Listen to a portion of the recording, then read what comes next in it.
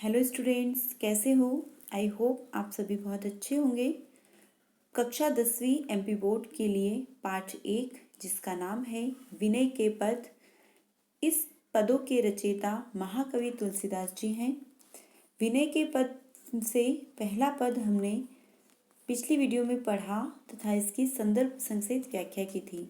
आज हम इससे आगे के पद को पढ़ेंगे तथा इसकी संदर्भ संक्षिप्त व्याख्या करेंगे।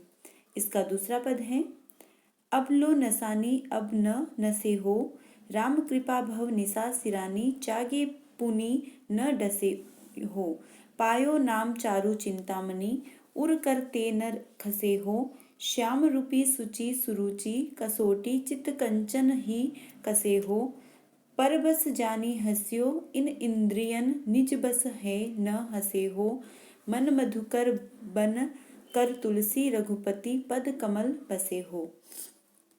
सबसे पहले हम इसके कठिन शब्दार्थ को देखते हैं। नसानी का अर्थ होता है नष्ट किया। सिरानी का अर्थ होता है बीत गई। भवनिशा संसार, भवनिशा का अर्थ होता है संसार रूपी राह या संसार रूपी जो समुद्र होता है उसे भवनिशा कहा गया है। और चारु का अर्थ होता है सुंदर, वैसे ही रुचिर का अर्थ भी सुंदर होता है। मधुकर होता है भंवरा। बसेहो का अर्थ होता है बसाऊंगा या बस जाऊंगा। हंसेहो का अर्थ हंसना। कसेहो का अर्थ कसना। और खसेहो का अर्थ होता है जो उसके अंदर बस जाना। डसेहो का अर्थ होता है उसे डस लेना या फिर उसको ग्रहण कर लेना। इसका संदर्भ पूर्ववत ही रहेगा। जो पहले पद का संदर्भ था दूसरे पद का संदर्भ भी वही रहेगा।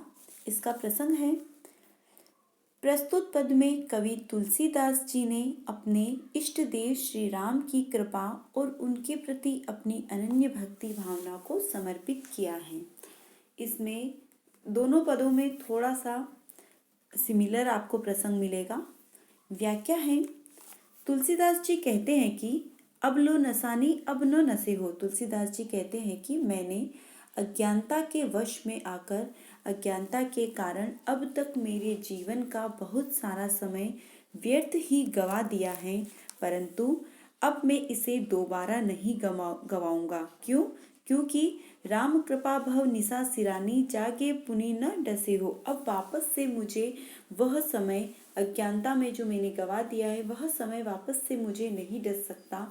मुझे वह समय वापस से नहीं गंवाना है, क्योंकि अब मेरे ऊपर श्री राम प्रभु की कृपा हो गई है।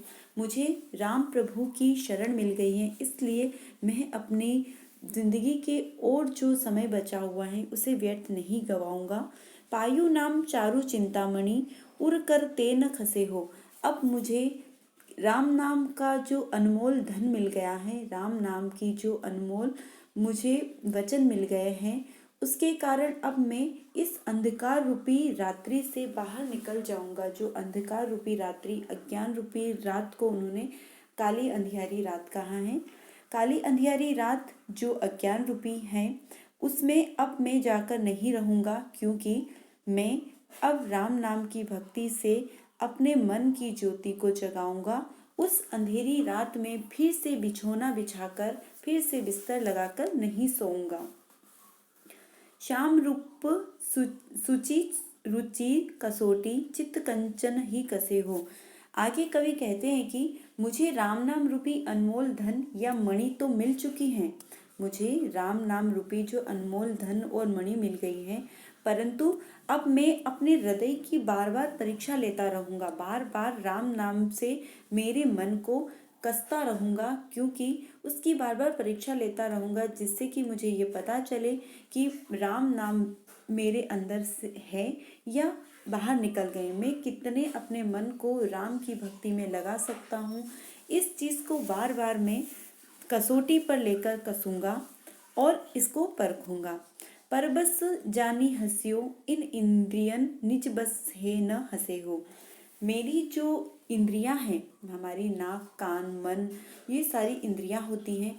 मेरी जो इंद्रियां हैं इन्होंने मुझे पराया जानकर मेरे ऊपर बहुत सारी हंसी उड़ाई है। जिस प्रकार दूसरे लोग अपने काम पर हंसी उड़ाते हैं, उसी प्रकार तुलसीदास जी कहते हैं कि मेरी इंद्रियों ने मुझ पर बहुत हंस लिया है, मेरी बहुत हंसी उड़ा ली है, परंतु अब मुझ पर यह इंद्रियां नहीं हंस सकती, क्योंकि पहले मैं अज्ञान था, अब मुझे ज्ञान की प्राप्ति हो गई है।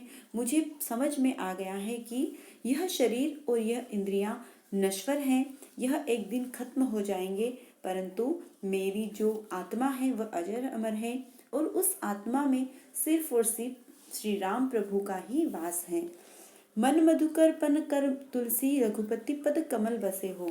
आगे तुलसीदास जी कहते हैं कि मेरा मन अब इंद्रियों के जाल में कभी नहीं फंस सकता, क्योंकि मेरा मन तो अब एक भंवरे के समान है।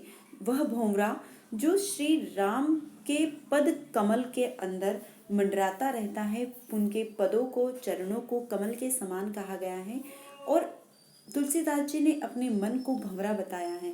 तो इस प्रकार से तुलसीदास जी कहते हैं कि मेरा मन रूपी भंवरा श्री राम के चरण कमल के ऊपर मंडराता रहता है, उनकी भक्ति में ही लीन है, इसलिए अब मुझे मेरी इंद्रियां वश में नहीं कर सकती।